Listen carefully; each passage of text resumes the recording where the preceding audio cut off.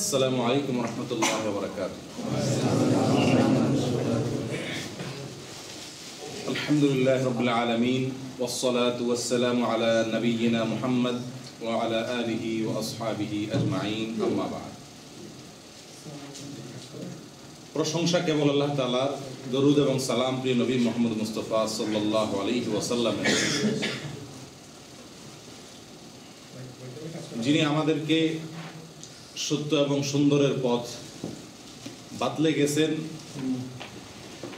যার আদর্শ অনুসরণের মধ্যেই আমাদের ইহ এবং পরলৌকিক জীবনের সুখ এবং শান্তি আল্লাহ তাআলা নিহিত রাখছেন। সেই রাসূল করিম সাল্লাল্লাহু আলাইহি ওয়াসাল্লামের জীবনে আমাদের জন্য আল্লাহ সুবহানাহু ওয়া তাআলা উত্তম আদর্শ রেখেছেন। তার প্রতি আল্লাহ তাআলা রহম এবং বিশেষ অনুগ্রহ তথা দরুদ আল্লাহ নাযিল করেন। আল্লাহুম্মা সাল্লি আলাইহি আল্লাহুম্মা বারিক আলাইহি। প্রিয় দিনী ভাইরা, আজ আমরা আলোচনা করব ইনশাআল্লাহ সৎ চরিত্র এর গুরুত্ব এবং চরিত্র রক্ষা করার উপায় এবং উপকরণ প্রসঙ্গে। সচ্চরিত্র এটা আল্লাহ সুবহানাহু ওয়া তাআলার বিশেষ বড় এক নেয়ামত। চরিত্র ভালো থাকা, চরিত্র ভালো থাকা বলতে এখানে উদ্দেশ্য হলো যাবতীয় অশ্লীলতা থেকে মুক্ত রেখে নিজের জীবন ও যৌবনকে হারাম পথে নিজের শক্তিকে, বিশেষ করে নিজের কাম শক্তিকে ব্যবহার করা থেকে বেঁচে থাকা। এটাই এখানে সচ্চরিত্র বলতে উদ্দেশ্য। এই সচ্চরিত্র এটা আল্লাহ সুবহানাহু ওয়া তাআলা যাকে দান করেন সেই লোকটার মানসিক শান্তি এবং সুখ অনুভব করে। আর যাকে আল্লাহ তাআলা সচ্চরিত্রের দৌলত দান করেন না, যে ব্যক্তি চারিত্রিকভাবে অসৎ থাকে, সেই ব্যক্তি তার জিন্দেগিতে দুঃখী এবং অশান্তিতে থাকে। এই সচ্চরিত্র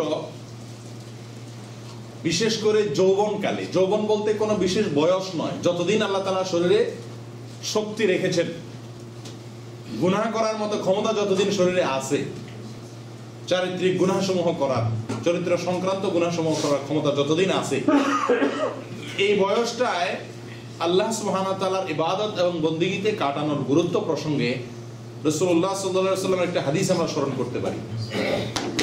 আমরা অনেকে হাদিসটি জানি। তিনি ইরশাদ করেছেন, সাবআতুন ইউযিল্লুহুমুল্লাহু ফি যিল্লিহি ইয়াওমা লা যিল্লা ইল্লা যিল্লুহ। 7 ধরনের লোক এমন আছে যাদেরকে আল্লাহ তাআলা কিয়ামতের ময়দানে এমন এক দিনে তার আরশের নিচে ছায়া দিবেন, যেদিন আল্লাহর ছায়া ছাড়া আর কোনো ছায়া থাকবে না। যেদিনের তাপ এবং উষ্ণতা, গরমের প্রচন্ডতা এত ভয়াবহ হবে যে দুনিয়ার যে কোনো উষ্ণতা এবং গরমের চাইতে বহু বহু গুণ বেশি হবে। এরকম একটা দিনে আল্লাহ সুবহানাহু ওয়া তাআলা তার আরশের নিচে ছায়া দিবেন 7 ধরনের ব্যক্তিকে। তার ভিতরে একটা বিশেষ ধরনের ব্যক্তি যুবক। কোন যুবক?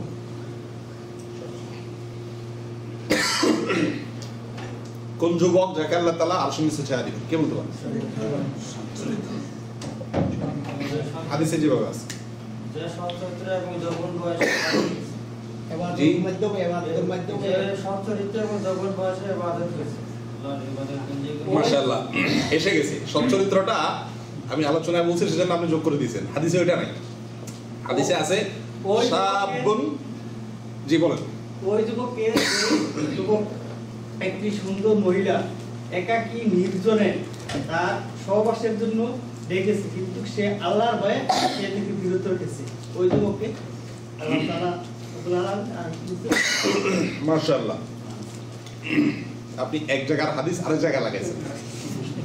এটা আরশের নিচেটা না, আপনি যেটা বলছেন একটা হাদিসের একটা বিশেষ অংশ আছে এরকম, সেটা ভিন্ন। যেটা ভাই বলছেন ওটাই সঠিক। সেটা হলো শাবুন নাশা ফি ইবাদাতিল্লাহ, যেই যুবক বেড়ে উঠেছে আল্লাহর ইবাদতে। বেড়ে ওঠা বুঝেন কি? যৌবন থেকে যৌবন দিক থেকে আস্তে আস্তে আস্তে আস্তে আস্তে প্রাপ্তবয়স্ক থেকে আপনার বয়োবৃদ্ধ, এই আস্তে আস্তে বেড়ে উঠছে। যৌবন বয়স থেকে আস্তে আস্তে বেড়ে উঠছে আল্লাহর ইবাদতের মধ্যে থেকে। অতএব সচ্চরিত্রের ভিতরে চলে আসে, কারণ সচ্চরিত্র যদি না থাকে তাহলে তো আল্লাহর ইবাদতের ভিতরে বেড়ে ওঠা হলো না।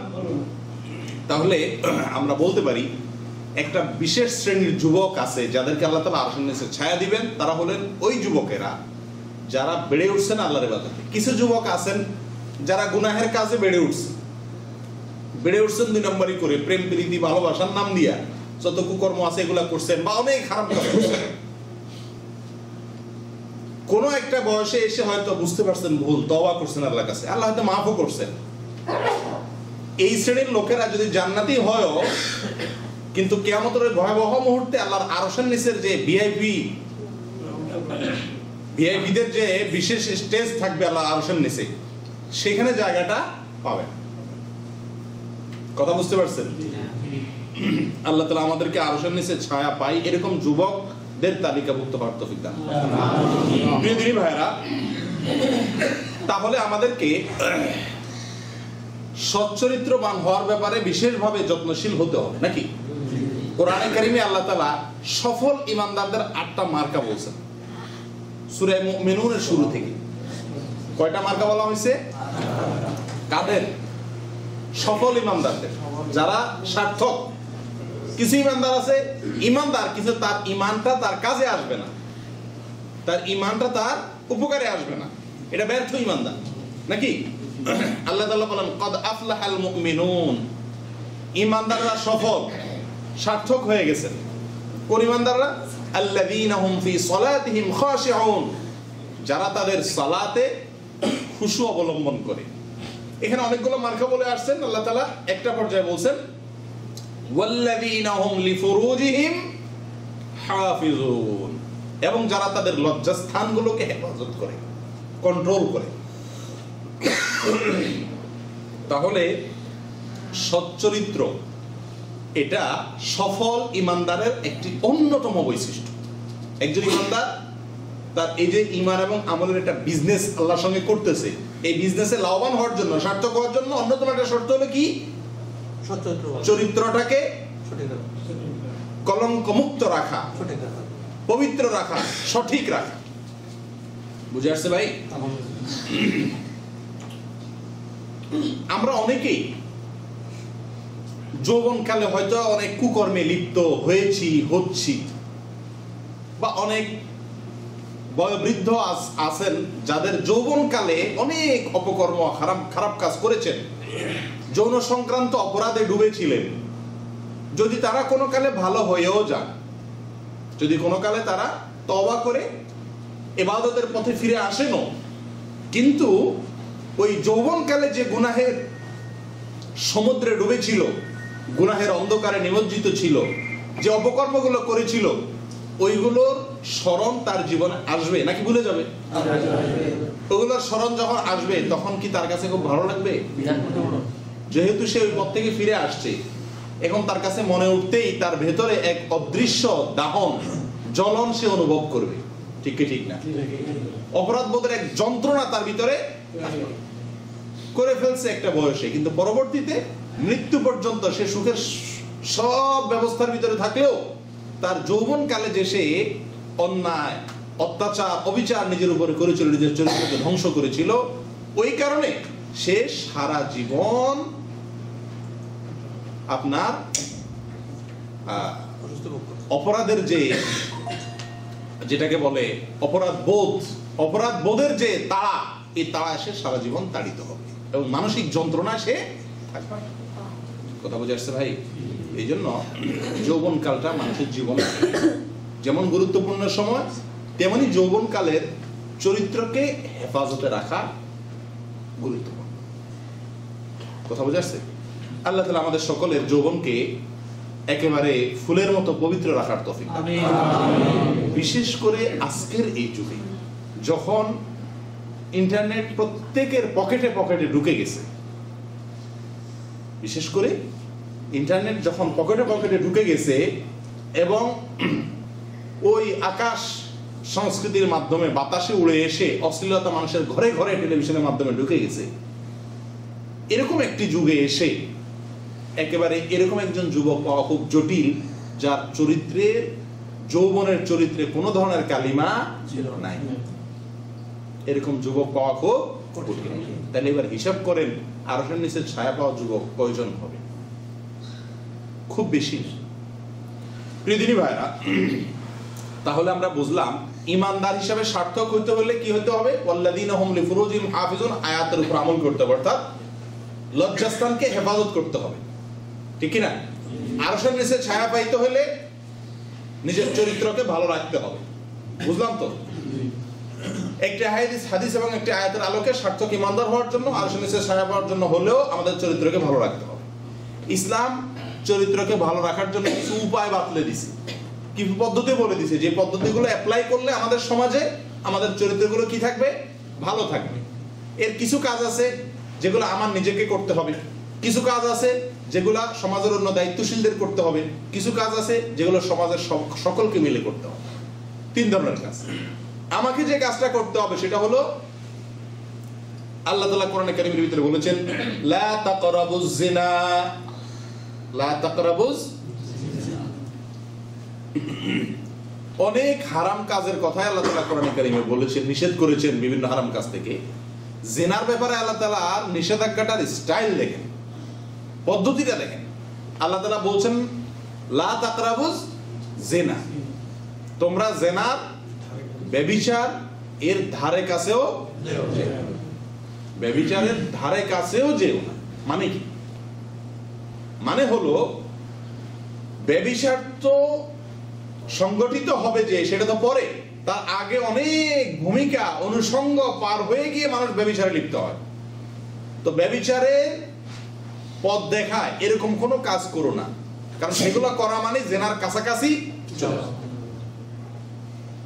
এই কাজগুলো থেকে আল্লাহ তাআলা নিষেধ করছে। এখন আসি আমরা ব্যভিচারের কাছাকাছি যায় এরকম কাজ কি কি, আপনারাই বলেন এবার দেখি। মানুষ জেনায় লিপ্ত হয়, একটা মেয়ের সঙ্গে জেনায় লিপ্ত হয়, ব্যভিচারে লিপ্ত হয়, অবৈধ শারীরিক সম্পর্কে লিপ্ত হয়, তার আগে কি কি কাজ করে, মানে কোন কোন কাজগুলো ভূমিকা হিসেবে রাখে, এর জন্য ভূমিকা রাখে, বলেন দেখি আপনারা। কি কি কাজ করলে জেনার পথে অগ্রসর হয় মানুষ?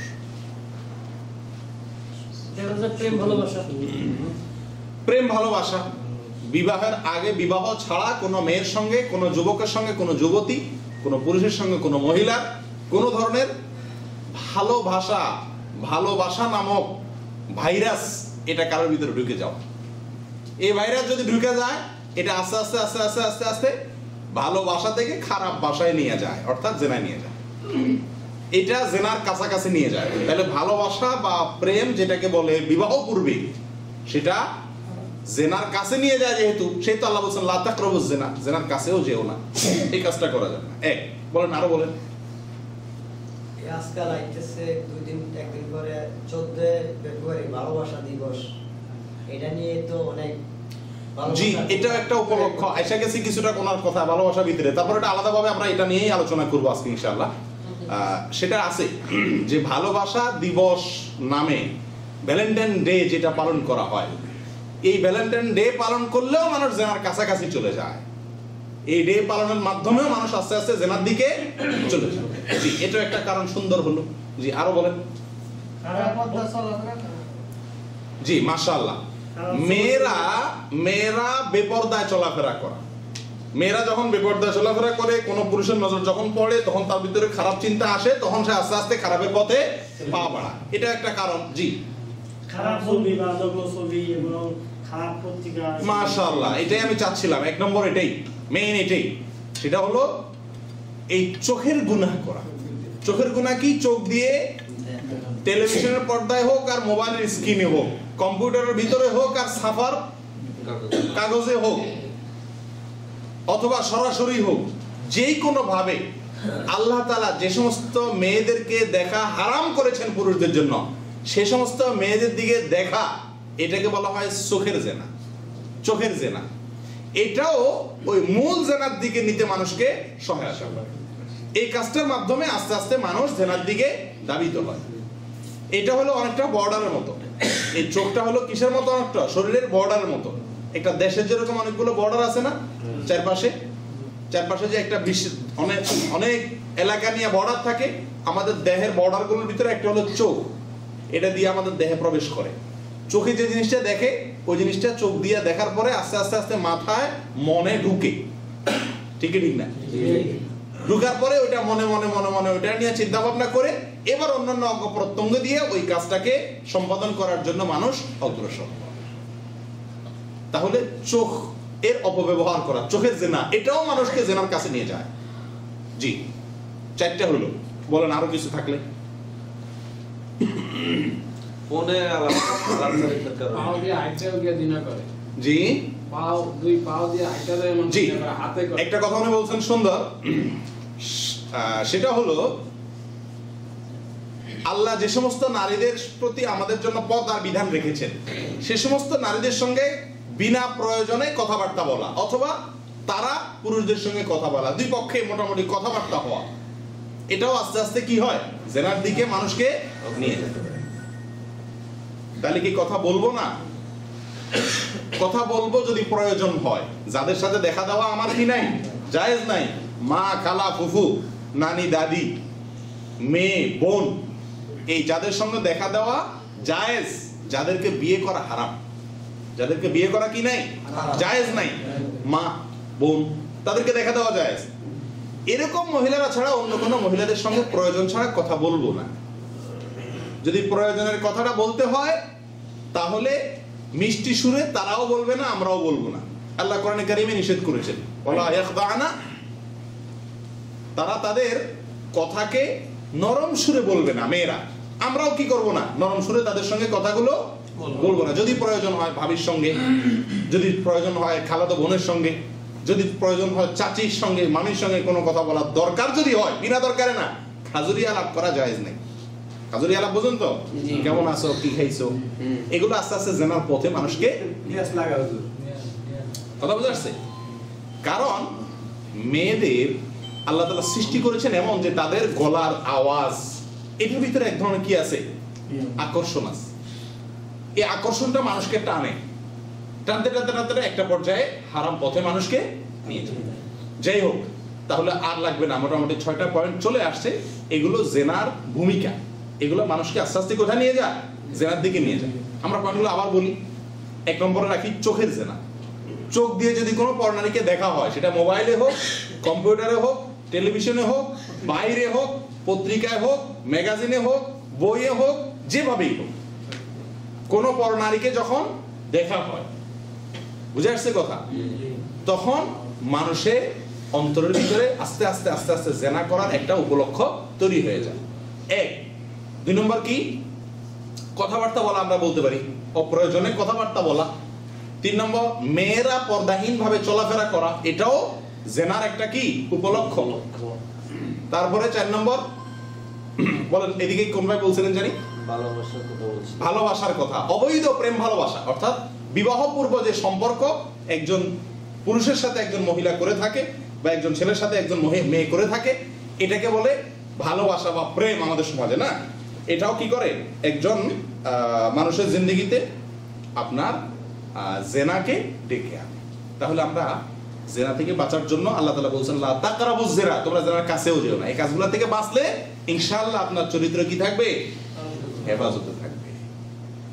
কাজগুলো আমি একটু আপনাদের ভালো করে বলা যেতে চাইছি, আপনারা সবাই জানেন, আবারও বলা যেতে চাইছি। 1 নম্বর, চোখের অপব্যবহার করা যাবে না। হারাম ক্ষেত্রে চোখ ব্যবহার করা যাবে না। মোবাইলে কোনো নায়ক, কোনো নায়িকার ছবি থাকতে পারবে না, গান থাকতে পারবে না, ভিডিও ক্লিপ থাকতে পারবে না, সিনেমা দেখা যাবে না, নাটক দেখা যাবে না, রাস্তাঘাটে যেদিক সেদিক তাকায় চলা যাবে না, মেয়ের দিকে তাকানো যাবে না, এই সব কিছু বন্ধ করতে হবে। তখন চিন্তা করছেন তাহলে তো খাঁটি হুজুর হয়ে যেতে হবে না? একেবারে একজন হুজুর যেমন চলে এভাবেই চলতে হবে। না বলতেছেন কেন? ঠিকই তো। কি আমাদের দেশের রাস্তা একেবারে নিচের দিক তাকায় চলে হুজুররা না? আপনি যদি এরকম করে নিচের দিকে তাকায় চলেন, কোনো মহিলা দেখলে সাথে সাথে সরে যান, তো আপনার সাদিক দোস্ত আহবাব যারা আপনার দুনিয়াবি দোস্ত তারা কি বলবে? বলবে কি রে মুগ্ধ হয়ে গেলি নাকি, মুমিন হয়ে গেলি নাকি? আমাদের সমাজটা সব ন্যাংটার পার্টি, যেখানে সব ন্যাংটা থাকে সেখানে একজন ভালো থাকলে তারে কি বলে? পাগল বলে। ওই যে পাগলের গল্প শুনছেন না আপনারা? পাগল বেকুব। এক এলাকায় কি পাগলা পানি আসছে, বন্যার পানি আসছে, খাইলে সবাই পাগল হয়ে যায়। এখন বন্যার পানি খায় সারা দেশের মানুষ কি হয়ে গেছে? পাগল হয়ে যেতেছে। আর রাজা এখনো বাকি আছে, তারা একটু মিনারেল ওয়াটার খায়। পরে সব পাগল হয়ে রাজার রাজপ্রাসাদ ঘিরে ফেলছে, সবগুলা কাপড় চোপড় খুলে ফেলছে পাগল। এখন সবাই মিলে রাজাদেরকে বলতেছে এই পরিবার, রাজ পরিবার যারা আছে প্রাসাদের ভিতরে, এগুলো হলো পাগল। এগুলো হলো কি? কারণ এদের সবার পরনে কাপড় আছে, এই জন্য এরা পাগল। আর ওনারা ভালো, ওনারা পাগলা পানি খেয়ে পাগল হয়ে গেছে। সব কি নিজেদেরকে ভালো, পাগলরা ওনাদেরকে পাগলই বলে। তো সবাই যখন পাগল হয়ে গেছে, এখন যেখানে সব পাগল সেখানে অল্প কয়েকজন ভালো থাকলে এদেরকে কি বলে? তারা পাগল বলে। তখন রাজা পরামর্শ করলো তার পরামর্শদাতাদের সঙ্গে, মন্ত্রীদের সঙ্গে, যে কি করা যায়। তখন মন্ত্রী বললো যে রাজা, পাগলের রাজা কোনোদিন ভালো মানুষ হয় না, পাগলের রাজাও পাগল হইতে হয়, এটাই নিয়ম। কারণ এখন আপনি যদি এদেরকে কন্ট্রোল করতে যান, এটা তো পাগল, পারবেন না। আর ওদের মতো না হলে, যে জাতি নেতৃত্ব দিবেন তাদের মতো না হলে তাদের মধ্যে আপনি টিকবেন না। এক কাজ করেন, চলেন আমরাও পাগলা পানি খাই, আমরাও পাগল, তারাও পাগল হয়ে গেছে। এরকম হয়ে গেছে অবস্থা আমাদের সমাজের, যে সমাজের সবাই চোখের গুনাহ করে। আপনি যদি না করেন, আপনার ঘরে যদি টেলিভিশন না থাকে, আপনার মোবাইলে যদি কোনো আজেবাজে জিনিস না থাকে, আপনি যদি খালাতো বোন, মামাতো বোন, চাচাতো বোন, মামি, চাচি এদের সঙ্গে দেখা না দেন, কথা না বলেন, তাহলে আমাদের সমাজ আপনাকে বলবে মুমিন হয়ে গেছো, মতুয়া হয়ে গেছো, অনেক কথা বলবে। কিন্তু মনে রাখবেন, এই গুনাহটি, গুনাহ হওয়ার ধারণাও আমাদের সমাজ থেকে বিলুপ্ত হয়ে যাচ্ছে। এই চোখের জেনা, পর্দার বিধান, ফরজ বিধান, এই বিধানটি আমাদের সমাজ থেকে বিলুপ্ত হয়ে যাচ্ছে আস্তে আস্তে। বুঝে আসছে? টেলিভিশন ঘরে ঘরে ঢুকে গেছে, মোবাইলের মাধ্যমে, সিনেমা নাটকের মাধ্যমে, এবং রাস্তাঘাট তো আছেই। এর মাধ্যমে আমাদের দেশের, আমাদের সমাজের অবস্থা হলো এই, যে পর্দা যে ফরজ, এই ধারণাটুকু মানুষ থেকে বিলুপ্ত হয়ে গেছে। পর্দা যেখানে সবাই করা দরকার, সেখানে কেউ যদি পর্দা করে তাকে অন্য চোখে দেখে সমাজ। ঠিক ঠিক না? তাহলে পর্দা না করলে কি চরিত্র হেফাজত করা সম্ভব? আপনি বলবেন যে না, আমি যদি চাচি, ফুফু, ফুফু না, চাচি, তারপরে আপনার মামি, চাচাতো বোন, মামাতো বোন, ভাবি, এদের সঙ্গে দেখা দিই, তাহলে দেখা দিলেই কি আমি কুকাম করবো নাকি? কথা ঠিক, দেখা দিলেই কুকাম করবেন তা না, কিন্তু দেখা দেওয়াটাও একটা কি কুকাম। হাদিসে আসলে রাসূল সাল্লাল্লাহু আলাইহি ওয়াসাল্লাম বলেছেন, জিনাল আইনি আন-নাযার, চোখের জিনা হলো দেখা, দেখাটাই কি জিনা। আলী রাদিয়াল্লাহু তাআলা রাসূল আকরাম সাল্লাল্লাহু আলাইহি ওয়াসাল্লাম বলেন, লা তুতবি'আন নাযারাতান নাযারাতা, তুমি কোন মহিলাদের প্রতি তোমার নজর যদি পড়ে যায়, দ্বিতীয়বার আর নজর দিও না। অনেকে আবার এটার অর্থ বুঝে এই, যে প্রথমবার নজর পড়ে গেছে না একটা সুন্দরীর প্রতি, বস এক পলকে তাকায় থাকো যতক্ষণ পারা যায়, কারণ সরাই ফেললে আবার দ্বিতীয়বার দেখা যাবে। এই হাদিসের অর্থ অনেকে কিন্তু এরকম বুঝে, আসলে কি এই অর্থ? আরে ভাই, এর অর্থ হলো আপনি ওটাকে কন্টিনিউ করতে পারবেন না। নজর পড়ছে, হ্যাঁ সুন্দর তো, এবার দেখে থাকলেন না, এটা পারবেন না। নজর পড়ছে, সঙ্গে সঙ্গে কি করতে হবে? ভুলে নজর পড়ছে, এখানে মহিলা আছে, আমি দেখি মনে, আমি লক্ষ্য করিনি, এরকম রাস্তা দেখতে গেছি দেখি মহিলা, সঙ্গে সঙ্গে কি করতে হবে? ফিরে আসতে হবে। প্রিয় দিনী ভাইরা, ডাক্তার যখন রোগীকে অপারেশন করে, অপারেশন করার পরে চোখের অপারেশন করলে বিশেষ করে চোখের মধ্যে কি দিয়ে দেয়? ব্যান্ডেজ দিয়ে।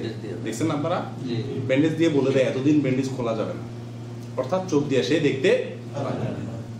এখন যদি সে তাড়াহুড়া করে, না আমাকে দেখতেই হবে, সবাই দেখবে, আমি দেখবো না, কেমন কথা?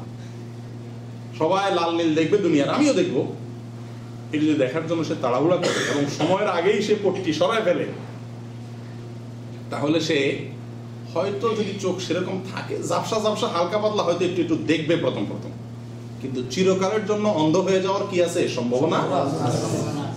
আর জীবনে কোনোদিন না। আর যে লোকটা ধৈর্য ধরবে, যে না ঠিক আছে, কিছুদিনের জন্য আমার চোখে কি দিলাম, আমি দেখবো না, আমার পরামর্শ যিনি দিচ্ছেন চিকিৎসক, তিনি যেহেতু বলছেন যে কয়দিন না দেখলে আমি চিরকাল দেখতে পারবো, তাহলে আমি কয়দিন দেখলাম না, সবর করলাম, যদি করে তাহলে ভালো হয়ে যাবে এবং সারা জীবন দেখবে। ঠিক একইভাবে আল্লাহ তাআলা আমাদের সকলকে এই দুর্যোগকে কন্ট্রোল করতে বলছেন, জান্নাতের হুর উপভোগ করার সুযোগ আল্লাহ তাআলা দিবেন। আর যদি দুনিয়াতে এটাকে ব্যবহার করে ফেলেন ওই অপারেশন রোগীর মতো ধৈর্য না আধারণ করে, সবাই গুনাহ করে আমিও করবো, আমি দেখবো না কেমনে হয়, ওই শ্রেণীতে পড়ে যান, তাহলে অনন্ত অসীমকাল দেখা থেকে অন্ধ হয়ে যান, সেই সুযোগটা আর ভাই। এই চোখের গুনাহ এমন একটি গুনাহ, যে গুনাহ মানুষের ইবাদতে থাকা অবস্থায়ও করে, যে গুনার প্রভাব মানুষের ইবাদতের ভিতরেও থাকে। যেমন আপনি রাস্তায় একজন মেয়ে দেখে আসছেন, অথবা একটা খারাপ জিনিস মোবাইলে বা কম্পিউটারে দেখে আসছেন, দেখে আসার পরে যদি আপনি নামাজে দাঁড়ান, সালাত আদায় করেন, রুকু অথবা সিজদায় যান, মুখে বলতেছেন সুবহান রাব্বিয়াল আ'লা, কিন্তু আপনার মাথায় আছে কি? ওই যে কি দেখে আসছেন সেই দৃশ্যগুলো আপনার চোখের সামনে ভাসবে। ভাসবে কি ভাসবে না? কোন একটা মেয়েকে ইচ্ছাকৃতভাবে তার ছবি দেখে আসছেন অনেকক্ষণ ধরে, আপনি রুকুতে সিজদাতে সুবহানাল্লাহ আজ মুখে বলতেছেন, আলহামদুলিল্লাহ রাব্বিল আলামিন মুখে বলতেছেন দাঁড়িয়ে, কিন্তু আপনার মন থাকবে কোথায়? ওই মেয়ের দিকে, তার চেহারা ভেসে উঠবে এবং নানান জল্পনা কল্পনা আপনার মনে আসতে থাকবে। মানে আপনার নামাজের মধ্যেও আপনি গুনাহ করতেছেন, হারাম কাজ করতেছেন, আল্লাহ লানত আসে, গজব আসে, এরকম কাজ করতেছেন, সালাত করতেছেন তখনও গুনাহ চলতেছে। এমন একটি গুনাহ, চোখের গুনাহ এরকম প্রভাবের যে এটা যদি কেউ করে তো তার কন্টিনিউ 24 ঘন্টার গুনার ভিতরে সে লিপ্ত হয়ে যায়। অনেক সময় শুইতে গেলে স্বপ্নে ওঠে। প্রিয় দিনী ভাইরা, তাহলে চরিত্রকে হেফাজতের জন্য চোখ কন্ট্রোল করতে হবে। কি কন্ট্রোল করতে হবে? তাহলে সফল ইমানদার হওয়া যাবে, আর সঙ্গে চেষ্টা পাওয়া যাবে। চোখ কন্ট্রোল করতে রাজি আছেন কেউ? সবাই রাজি আছেন? বুঝেন না, বুঝেন, আমি বুঝাইতে পারি না, বুঝাইতে পারলে এত হাত ওঠার কথা না। চোখ কন্ট্রোল করা মানে বুঝছেন তো? আচ্ছা, রাজি যেহেতু আছেন, এবার বলেন কে কে রুমে টেলিভিশন বন্ধ করে ফেলবে?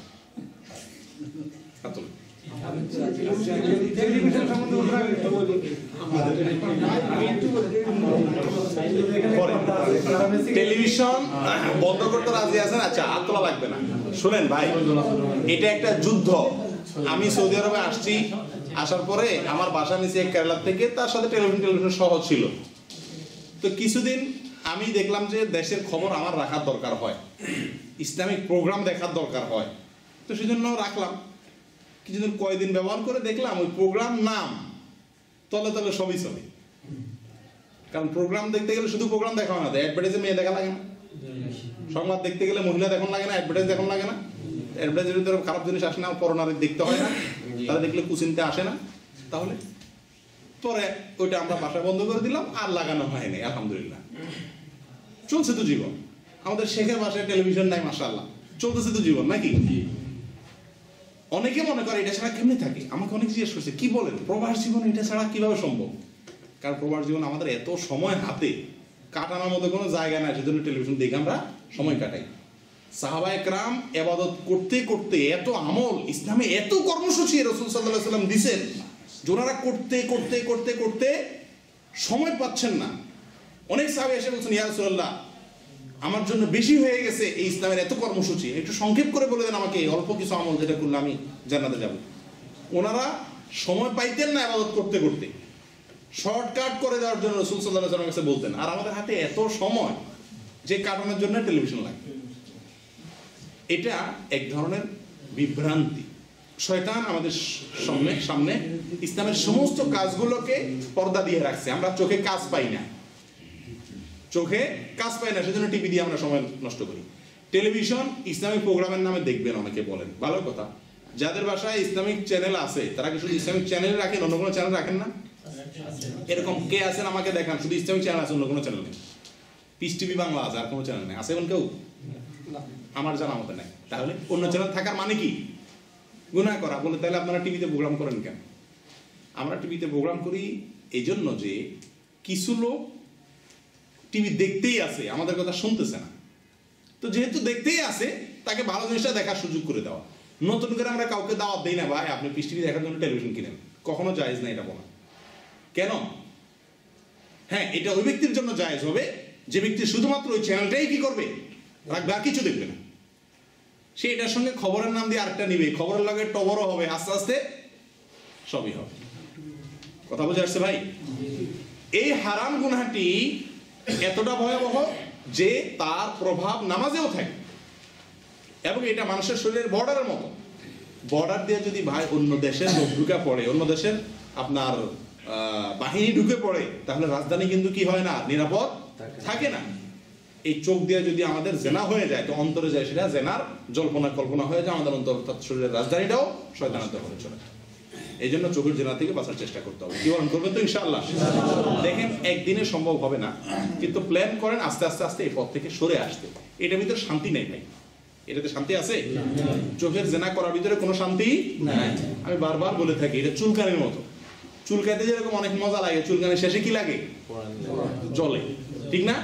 আর যদি না চুলকায়, একটু ডলে ডলে ধুয়ে দেয়, একটু সবর করে, তাহলে কিন্তু আর জ্বলে না, ঠিক না? চোখের জেনাটা এরকম। আপনি চোখের জেনা করবেন একটা সুন্দরী মেয়ে দেখা মজা লওয়ার জন্য, একটু মজা পাবেন, স্বাদ পাইবেন দেখা, ঠিক আছে, দেখবেন আপনি স্বাদ পাবেন, ঠিক, কিন্তু এরপর আপনার জ্বলবে, কারণ ওই মেয়েরা তো আপনি হাতের নাগালে পাবেন না। তখন এবার অন্তরের ভিতরে জ্বলা শুরু হবে। কথা ঠিক কিনা? এই জ্বলা আপনার কতদিন জ্বলবে আপনি নিজেও জানেন না। এরকম অনেক আছে না, অনেক নায়িকার জন্য পাগল হয়ে যায় দেখতে, নাটক দেখা, সিনেমা দেখা। অনেক যুবকে দেখি লেখা ফেসবুকে যুগে সারা জীবন সে ভক্ত পাগল। তার মানে কি, সারা জীবন চলতেছে কপাল পোয়া। প্রথম দেখছে মহিলারা, দেখে তার কাছে ভালো লাগছে, এখন সে ভালো লাগলে কি হবে, সে কোথায় আর এই কোথায় পাইতে তো আসে না। তো কি হচ্ছে, মরণ পর্যন্ত তার অন্তরের ভিতরে কি হয়ে গেছে, অশান্তির আগুন, বিরহের আগুন জ্বলতেছে। তাহলে স্থায়ী অশান্তি পেয়ে গেল। আর যে ব্যক্তি নজরকে হেফাজত করবে আল্লাহর জন্য, দেখবে না, তাহলে সাময়িক একটু সুখ থেকে সে সরে গেল, কিন্তু তার অন্তরের জ্বালা থেকে সে কি পাবে, রক্ষা পাবে। অতএব সচ্চরিত্রের জন্য চোখের জেনা থেকে বেঁচে থাকতে হবে, চেষ্টা করবেন তো ইনশাআল্লাহ? যে সমস্ত মহিলাদের সঙ্গে পর্দা করা ফরজ, অনেক নামাজি, দাঁড়িয়ালা, সহিহ আকীদার, কোরআন সুন্নাহর অনুসারী, দাবিদার, এমনকি মৌলবী, মাওলানা, হাফেজ, এই সমস্ত লোকেরাও অনেক সময় যে সমস্ত মহিলাদের সঙ্গে দেখা করা হারাম, তাদের সঙ্গে দেখা করা থেকে বাঁচতে পারে। কথা ঠিক না বেঠিক? আপনারা অনেকে পাঁচ ওয়াক্ত নামাজ পড়েন মাশাআল্লাহ, কিন্তু চাচির সাথে দেখা করেন না, এমন কয়জন আছেন? কোন চাচির সাথে দেখা করেন না, হাত তোলেন তো, কয়জন আছেন? এরকম একটা হারাম কাজ সবাই করতেছি, দিব্যি করতেছি, কারো চিন্তাও নাই এটা নিয়ে। আলহামদুলিল্লাহ, আমি দেখা দিই। আচ্ছা, মামির সাথে, মামাতো, চাচাতো বোন, ভাবি, এভাবে আস্তে আস্তে পাড়া প্রতিবেশী, ইচ্ছাকৃত এগুলা করি আমরা, ঠিক কিনা? হ্যাঁ, একটু সমস্যা হয় আমাদের সমাজে। আপনি এটা করতে গেলে আপনি পারবেন না, কারণ আপনি চাচিতে দেখবেন না, চাচি তো আপনার সামনে এসে গাড়ি দেবে, মামি তো আয়সা সামনে, বাবা কেমন আছো, চাচা তো বোন তো আয়সা বলবে ভাইয়া কেমন আছো। তখন কি করবেন আপনি? তখন আপনি নিজের চোখকে কন্ট্রোল করবেন যথাসম্ভব। যদি বুঝানোর মতো পরিবেশ থাকে বুঝাই দিবেন, আর যদি না বুঝানো যায় তো নিজের চোখকে নিজে কি করবেন, কন্ট্রোল করবেন। আমি যখন মাদ্রাসায় পড়ি, বালেগ হইছি বলে আমার নিজের কাছে মনে হলো, আর বুঝলাম যে হ্যাঁ মামির সাথে পর্দা করা দরকার, তো আমার মামির সাথে আমি পর্দা শুরু করে দিলাম। নানির বাড়িতে যায় সামনে রুমে বসে আছে, ভিতরে আর যায় না। তো ভিতরে যায় না দেখা অনেকক্ষণ হয়ে গেছে, ভিতর থেকে মামি, নানি সব বলতেছে, কি রে ভিতরে আসে না কেন? অনেকদিন পরে দেশে আসছে, গ্রামে আসছে মাদ্রাসা থেকে, ছেলে ভিতরে আসে না কেন? আমি আর ভিতরে যাই না, ভিতরে মামি আছে। তো যখন আমারে বললো কি ভিতরে, আমি বললাম না ভিতরে যাবো না। কেন যাবে ভিতরে? এরা তো চিন্তা করছে রাগ করলো। কেন রাগ টাগ না, ওই মামি আছে তো, ওনার সাথে আমার পর্দা করা দরকার। যেন বোম বাস্ট করলাম। এরপর শুরু হয়ে গেল একরকম আপনার ঝড়। কি বলে এই ছেলে,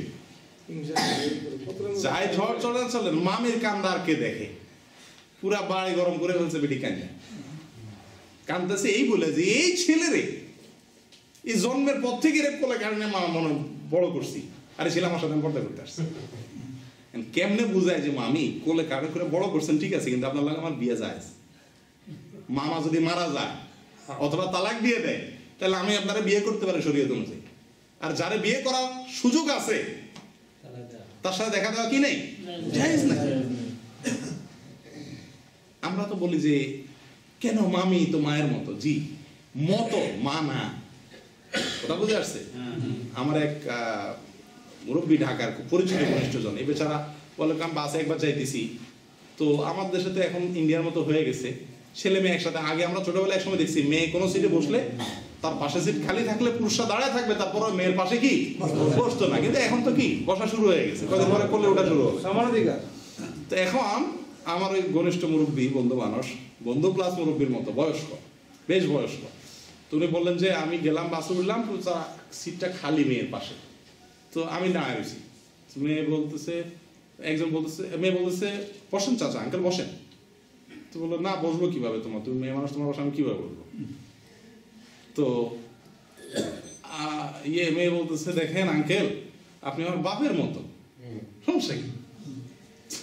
আজিজ সাহেব আমার বলতেছে সব, তখন আমি কি জবাব দিতে চাই, আমি কি জবাব দিতে চাই, কয়েকটা বেহায় আমার কথা কইছে। কি কইছেন আপনি? তখন বললাম যে আমি তোমার বাপের মতো বয়সের দিক থেকে ঠিক আছে, তবে আমি তোমাকে বিয়ে করতে পারি ইচ্ছা করলে। অর্থাৎ শরীয়তের দৃষ্টিতে আইনগতভাবে কোনো বাধা নাই, তোমাকে যেহেতু বিয়ে করার সুযোগ আমার আছে, সেহেতু তোমার কাছে আমি কিভাবে বসি। মনে মনে তো কি হয়ে যাবে, অনেক আলু পাকানো শুরু হয়ে যাবে, গুনাহের কাজ শুরু হয়ে যাবে অন্তরে অন্তরে। কারণ সুযোগ যেহেতু আছে, মা বোন যাদেরকে শরীয়ত যাদের সঙ্গে বিবাহ হারাম করেছে, যাদের সঙ্গে দেখা দেওয়া যায়, তাদের সঙ্গে খারাপ চিন্তা সুস্থ মানুষের সাধারণত আসে না। যাদের সঙ্গে ইসলাম বিবাহ হালাল করেছে, তাদের সঙ্গে দেখা দিলে কুচিন্তা মনে আসবেই আসবে। এটা আল্লাহ তাআলা সৃষ্টি করছেন এভাবে।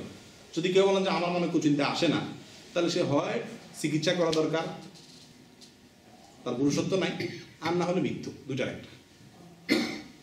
তো এই জন্য ভাই আমাদের সকলকে সচ্চরিত্রবান হওয়ার জন্য চোখের জিনা থেকে বাঁচতে হবে, পর্দার উপরে চলতে হবে। দুইটা কাজ করতে হবে মেইনলি। এক হলো মোবাইল, টেলিভিশন, কম্পিউটার থেকে, কম্পিউটারের মাধ্যমে যে চোখের গুনাহ হয় এগুলো থেকে বাঁচতে হবে। দুই নম্বর হলো আপনজন, যেসব যাদের কথা বললাম, যাদের সঙ্গে দেখা দেওয়া হারাম, তাদের থেকে দেখা দেওয়া থেকে বিরত থাকতে হবে। আমি জানি এই কথা উপরে আমল করা আমাদের সমাজের জন্য বিরাট এক কঠিন চ্যালেঞ্জ, কিন্তু সৎ সাহস দরকার, সৎ সাহস দরকার। তাকওয়া অর্জন করার জন্য, মুত্তাকি হওয়ার জন্য, আরশের নিচে ছায়া পাওয়ার জন্য এবং খাঁটি ইমানদার হওয়ার জন্য সৎ সাহস থাকতে হবে। আল্লাহ আমাদেরকে সেই তৌফিক দান করেন। প্রিয় দিনী ভাইরা, আল্লাহ তাআলা মেয়েদেরকেও নির্দেশ করেছেন, তাদেরও দায়িত্ব আছে, ওয়ালা দিনা জিনাতাহুন্না, তারা যেন তাদের সৌন্দর্যগুলো প্রকাশ না করে, ইল্লা লিবুলাতিহিন্না, স্বামী ছাড়া অন্যান্য যাদের সঙ্গে দেখা দেওয়া যায় তারা ছাড়া অন্য কারোর সামনে যেন নিজের সৌন্দর্যগুলা, নিজের চেহারা, হাত মুখ যেগুলা দেখলে মানুষ আকৃষ্ট হয়, এগুলো যেন প্রকাশ না করে, আল্লাহ তাআলা তাদেরকে নির্দেশ করেছেন। প্রিয় দিনী ভাইরা, তাহলে সচ্চরিত্রবান হওয়ার জন্য আমাদের দায়িত্ব হলো চোখের গুনাহ থেকে বাঁচা, মুখের গুনাহ থেকে বাঁচা, কথাবার্তা বলা যাবে না, ঠিক আছে না? তারপরে যাইয়া তথাকথিত ভালোবাসায় পতিত হওয়া যাবে না। তথাকথিত ভালোবাসা, এটার জন্য আগামীকালকে 14ই ফেব্রুয়ারি এটা আমাদের দেশে খুব ঘটা করে পালন হবে, বিশ্ব অন্যান্য দেশের সাথে তাল মিলায় ভ্যালেন্টাইন ডে। না, ভ্যালেন্টাইন ডে তে কি হয় ভাই? প্রেমিক প্রেমিকাকে প্রেম নিবেদন করে, অথবা পূর্ব থেকে প্রেম চলছে এরকম প্রেমিক প্রেমিকারা কোনো এক জায়গায় মিট করে, ফুল দেওয়া নেওয়া করে, ইত্যাদি ইত্যাদি কাজ করে ভ্যালেন্টাইন ডে তে। অনেকে উল্কি আঁকে। দেখুন, এই ভ্যালেন্টাইন ডে কোনো মুসলিম পালন করতে পারে না কয়েক কারণে। নাম্বার 1, এর সঙ্গে বিজাতিদের একটা বিশেষ আপনার ইতিহাস এর সঙ্গে জড়িত। ইতিহাসটা দুই রকম আসছে। এনসাইক্লোপিডিয়া অফ ব্রিটানিকা একটা বিশ্বকোষ আছে, সারা ওয়ার্ল্ডে নাম করা এবং গ্রহণযোগ্য। এই এনসাইক্লোপিডিয়া অফ ব্রিটানিকাতে আছে একটা ইতিহাস যে ভ্যালেন্টাইন নামে, সেন্ট ভ্যালেন্টাইন নামে একজন যুবক, এই যুবক সে ছিল ধর্মগুরু, খ্রিস্টান ধর্মগুরু। সে ধর্ম প্রচার করতে দেখা তৎকালীন রাজা, সে খ্রিস্টান ধর্মের বিরুদ্ধে ছিল, সে তাকে বন্দী করলো। বন্দী করার পরে এক পর্যায়ে তাকে ফাঁসি দেওয়া হলো এই 14 ফেব্রুয়ারিতে। এই 14 ফেব্রুয়ারির এই দিনটাতে ফাঁসি দেওয়ার পরে এটা খ্রিস্টানদের ধর্মীয় দিবস হিসেবে পালন হইতে লাগলো দীর্ঘদিন। আস্তে আস্তে আস্তে খ্রিস্টান ধর্মের মানুষ পথভ্রষ্ট হয়ে গেল, পথহারা হয়ে গেল, আমাদের মতো আর কি। আমাদের ঈদের দিন, ইবাদতের দিন কি হয় আমাদের দেশে এখন? ঈদের দিন মানে হলো গান বাজনা আর মেয়েরা বেপরদয় বাইর হওয়া। তাদের ওই ভ্যালেন্টাইনের দিনটা ছিল ধর্মীয় দিবস, সেটা আস্তে আস্তে আস্তে আস্তে কি হয়ে গেছে? ওই প্রেম ভালোবাসার দিকে চলে গেছে, কুকামের দিকে চলে গেছে, খারাপ কাজের দিকে। পরবর্তীতে এটা প্রেম ভালোবাসা দিবস হয়ে স্থির হয়ে গেছে। এইটার যখন চরম মাত্রা অবলম্বন আকার ধারণ করছে এবং যুবক যুবতীরা বেহায়ামির সমস্ত সীমা ছাড়া যাচ্ছিল, তখন ফ্রান্স সহ পৃথিবীর কয়েকটা দেশে এই দিবস পালন নিষিদ্ধ হয়ে গেছে রাষ্ট্রীয়, এবং দীর্ঘদিন নিষিদ্ধ ছিল।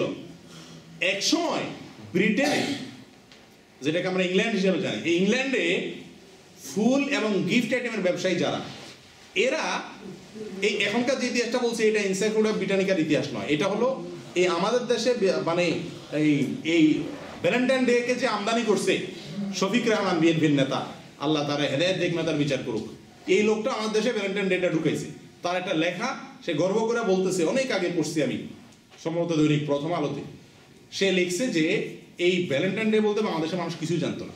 এই লোকটা যখন জাহিদ পত্রিকা সাপ্তাহিক এর দায়িত্বে ছিল, তখন প্রথম ভ্যালেন্টাইন ডে আমদানি এই লোকটা বাংলাদেশে করে, এবং এটা আজকে ঘরে ঘরে ঢুকে গেছে। তখন সে গর্ব করে বলছে, ওই ইতিহাসটা লেখা তার, যে ব্রিটেনে গিফট ব্যবসায়ী এবং ফুল ব্যবসায়ীরা সারা বছর ব্যবসা ভালো থাকে, এই যে সিজনটা, এই সিজনটা তাদের ব্যবসা খারাপ থাকে ফেব্রুয়ারি মাসে। কেন খারাপ থাকে? কারণ বরফে ঢাইকা থাকে, কোনো উৎসব মূর্তি হয় না, বিয়ে শাদী হয় না, যার কারণে তাদের ব্যবসা মন্দা থাকে। ব্যবসায়ীরা একবার পরামর্শ বৈঠকে বসলো যে এই মাসে তেমন কিচ্ছু নাই, আমাদের কাঠ ফুল এগুলো বেচা কিনা হয় না, ব্যবসা মন্দা থাকে, কিভাবে ব্যবসা মন্দা কাটানো যায়? তারা পরামর্শ করে বাইর করলো যে 14 ফেব্রুয়ারি ভ্যালেন্টাইন ডে নামে একটা ছিল, এটা একসময় খ্রিস্টান ধর্মীয় দিবস থাকলেও পরে ভালোবাসা দিবস হয়ে গেছে, পরে সেটা সীমা ছাড়া মদ এবং ব্যভিচার এগুলো সীমা ছাড়াই গেছে দেখা অনেক দেশ নিষেধ করে দিছে, এটা সমাজে নাই। এটাকে নতুন করে আবার টেলিভিশন মিডিয়ার মাধ্যমে প্রচার করলে, ভালোবাসা দিবস নাম দিয়ে প্রচার করে দিলে, এই উসিলায় যুবক যুবতী প্রেম ভালোবাসার নাম দিয়ে আমাদের কাঠ বেচা কিনা বাড়বে, ফুল বেচা কিনা বাড়বে। এটা আমার বক্তব্য নয়, শফিক রহমান সাহেবের বক্তব্য, যিনি এটা আমদানিকারক বাংলাদেশে। তারপরে এটার ইয়েতে ইংল্যান্ডে এটার প্রচার শুরু হয়ে গেল, হইতে হইতে হইতে আস্তে আস্তে নতুন করে এটা পুনর্জীবিত হলো। এটা গেল একটা ইতিহাস। আসেন ভালোবাসা উইকিপিডিয়া বিশ্বকোষ, এর ভিতরে লিখছে যে ভ্যালেন্টাইন নামে একটা যুবক, যে যুবক যে কোনো কারণেই হোক তৎকালীন বহু বছর আগে, শত শত বছর আগে রাজার জেলখানা বন্দী হলো, বন্দী থাকাকালীন সে রাজার মেয়ের সঙ্গে কোনো একভাবে তার সম্পর্ক হয়ে যাওয়া অবৈধ, যেটাকে আমরা প্রেম বলি। এই অবৈধ হইতে সম্পর্ক হয়ে আস্তে আস্তে আস্তে আস্তে আস্তে চরম আকার ধারণ করে। রাজা বুঝতে পারে, তাকে বহুতভাবে নিবৃত্ত করার চেষ্টা করে, না তারা নিবৃত্ত হয় নাই, তারা জান দিবে একজনের জন্য, তবুও ভালোবাসা ছাড়বে না। পরবর্তীতে তারা ভালোবাসতে যায়, জান দিতে রাজি হয়েছে, বাচ্চা দেখছে যে কোনোভাবে তার ইজ্জত ঠেকতেছে না, এই ছেলেকে হত্যা করা ছাড়া, তখন তাকে 14 ফেব্রুয়ারি ফাঁসি দেওয়া হয় তার প্রেমের কারণে, অবৈধ প্রেমের কারণে। বাস এরপর থেকেই যুবক যুবতীরা অবৈধ সম্পর্ক যারা করে, যারা কুকাম করে, যারা হারাম সম্পর্ক স্থাপন করে, তারা তাদের গুরু হারাম সম্পর্ক এবং অবৈধ সম্পর্কের নেতা এই ভ্যালেন্টাইনের অনুসরণে এই দিনে কি করে? প্রেম এবং ভালোবাসা আদান প্রদান করে।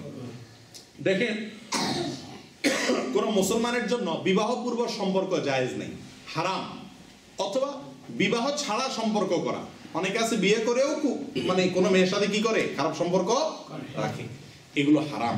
রাসূলুল্লাহ সাল্লাল্লাহু আলাইহি ওয়াসাল্লাম স্পষ্টভাবে এগুলোর উপরে বিভিন্ন হাদিসে নিষেধাজ্ঞা জারি করেছেন। আল্লাহ তাআলা কোরআনে কারীমে বলেছেন, যেটা আপনাদেরকে আগেও বললাম, ইল্লা আলা আল্লাযীনা হুম লিফুরুজিহিম হাফিজ, যারা লজ্জাস্থানকে হেফাজত করে, যেখানে সেখানে ব্যবহার করে না।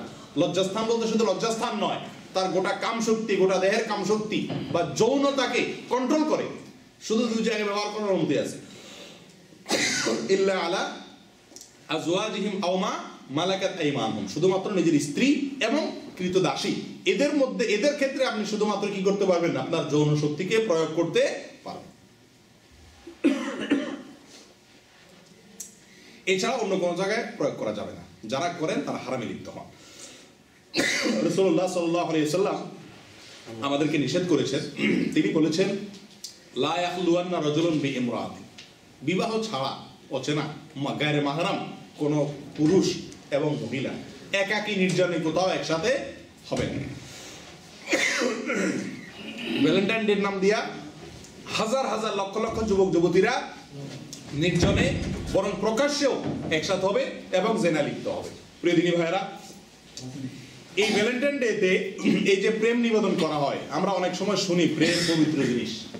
আমাদের অনেক টেলিভিশনে, মিডিয়াতে, পত্রপত্রিকা মানুষ বলে, আপনারা শুনেন নাকি? প্রেম কি জিনিস? পবিত্র জিনিস। কোথায় পাইছে এটা আমি এটাই জানলাম।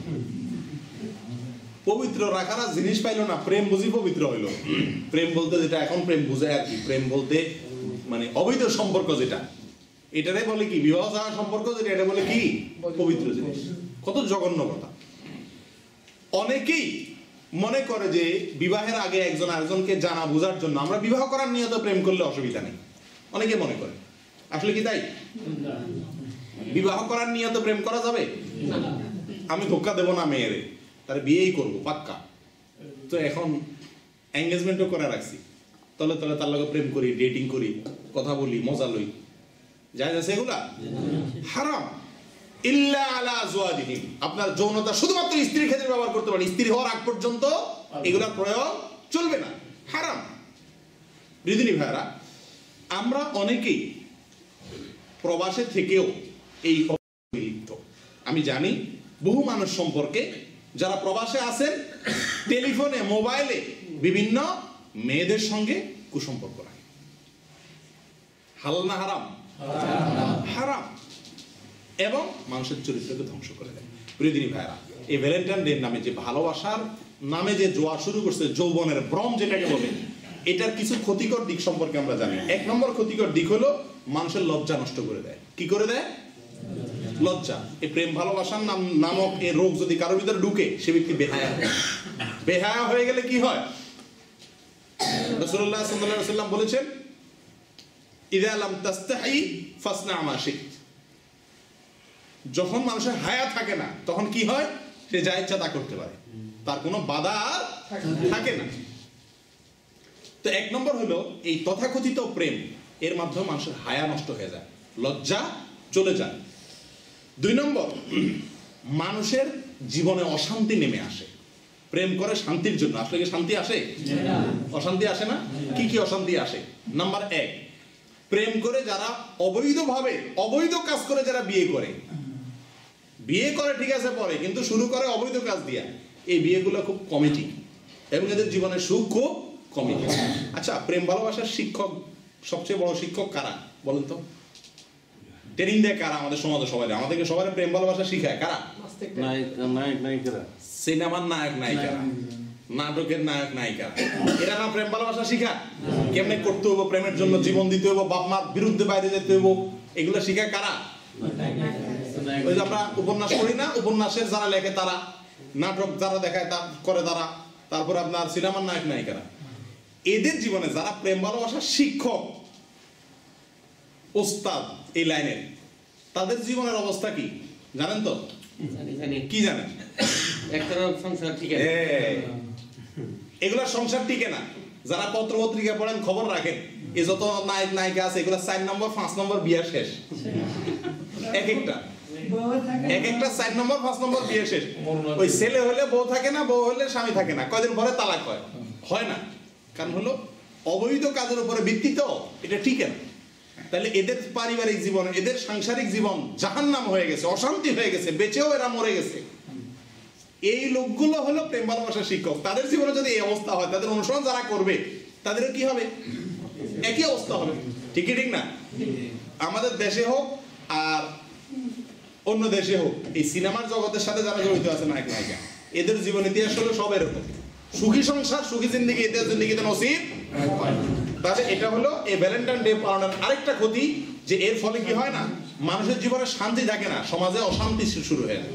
আচ্ছা, 3 নম্বর এটার দ্বারা যে ক্ষতিটা হয় সেটা হলো আল্লাহ লানতের উপযুক্ত হয়ে যায়, আল্লাহর গজব নাজিল হয়, আর গজব নাজিল হলে শান্তি থাকে না। 4 নম্বর যে ক্ষতিটা হয় এই ভ্যালেন্টাইন ডে পালন করার ফলে, সেটা হলো ভালোবাসার নামে, যে প্রেম নামের যে মহামারী, এটা ঢুকে যায় যুবকদের মাথায়। ঢুকে গেলে কি হয়? পারিবারিক সব বন্ধনগুলো নষ্ট হয়ে যায়। আপনারা যারা বাবা হয়েছেন, যাদেরকে আল্লাহ একটা ছেলে অথবা মেয়ে দিছে, তাদের কিন্তু এখন থেকে স্বপ্ন দেখা শুরু হয়ে গেছে নাকি? ছেলে আমার বড় হবে, শিক্ষিত হবে, অমুক হবে, তমুক হবে। যখন বিয়ের কাছাকাছি হবে, তখন আরো অনেক স্বপ্ন জাগবে, যে এরকম মেয়ে দেখে বিয়ে করাবো, এই করাবো, মেয়ে হলে ছেলে দেবো। এবারে টার্গেট থাকে না বাপ মা? বাপ মা কি জিনিস, বাপ মা কিভাবে লালন পালন করে, এগুলো আমরা যারা বাপ হয়েছি তারা কিছুটা আঁচ করতে পারতেছি, ঠিক কিনা? আর প্রবাসে থাকলে আরো বেশি বুঝতেছি। এই তথাকথিত প্রেম ভালোবাসার ফলে যেটা হয় সেটা হলো যে পারিবারিক শান্তিগুলা একেবারে জাহান্নামের আগুনের মতো জ্বলতে থাকে। ছেলে মেয়ে কোনো মেয়ের পছন্দ করছে করে তার সাথে বিয়ে করবে বা আটকে নিয়ে নিছে, অথবা করে ফেলছে তলে তলে, বাপমার মনের অবস্থা কি হয়? সারা জীবন যে স্বপ্ন দেখে আসছে জন্মের পর থেকে ছেলের পাইলা, সব স্বপ্ন ধূলিসাৎ হয়ে যায় না? এটা পরিবার ধ্বংস হয়ে যায় না? আচ্ছা, কোন কোন সময় দেখা যায় কি, যদি বাপ মা রাজি না হয় তাহলে কি হয়? যারাই প্রেম ভালোবাসা করে তারা আত্মহত্যা করতে বাধ্য হয়, ঠিক কি না? ভ্যালেন্টাইন ডে আগামীকালকে 14 তারিখ না? আগামীকাল হচ্ছে 2012 সালে, অর্থাৎ আজ থেকে 3 বছর আগে 2012 সালে গোপালগঞ্জ জেলার কাঠি ইউনিয়নে আপনার সৌদ শেখ নামে 17 বছরের একটা ছেলে এবং মিতু নামে 16 বছরের একটা মেয়ে এই ভ্যালেন্টাইন ডেতে আত্মহত্যা করে মারা যায়। এই খবর আমি একটু আসার আগ দিয়েও চেক করে দেখে আসলাম। তখন ওই দিনকার 15ই ফেব্রুয়ারির আপনার প্রথম আলোর সময় সমস্ত পত্রিকাতে এটা নিউজ করছে। আত্মহত্যা করছে 17 বছর 16 বছরের একটা ছেলে একটা মেয়ে আত্মহত্যা করলে, এসএসসি পরীক্ষার্থী একটা ছেলে আত্মহত্যা করলে বাপ মার কাছে কেমন লাগবে, সমাজের মানুষের কাছে কেমন লাগবে? দায়ীকে কেন আত্মহত্যা করছে? এই ভ্যালেন্টাইন ডে, এই ভালোবাসা দিবস। ভালোবাসা দিবসে তারা ভালোবাসে বিয়ে করতে চাইছে, বাপ মা বিয়ে তো দূরের কথা, দুজনে দুই সাইডে পাঠা দিছে, একজনে ঢাকা পাঠা দিছে আর একজন অন্য কোথায় পাঠা দিছে, যাতে করে যোগাযোগ না থাকে। তারা এটা প্রতিবাদ স্বরূপ ওই দিনে ভ্যালেন্টাইন ডেতেই কি করছে? আত্মহত্যা করছে, ভ্যালেন্টাইনের অনুসরণ করতে গিয়ে। তাহলে একটা পরিবার ধ্বংস হয়ে গেছে না? আত্মহত্যা হয়ে গেল না? এই সমস্ত অশান্তির কারণ হলো এই তথাকথিত ভালোবাসা তথা প্রেম ভালোবাসা তথা আপনার এই ভ্যালেন্টাইন ডে উদযাপন, পারিবারিক সমস্ত ইয়া নষ্ট হয়ে যায়। 5 নম্বর ক্ষতি হলো মা বাবার অবাধ্যতা।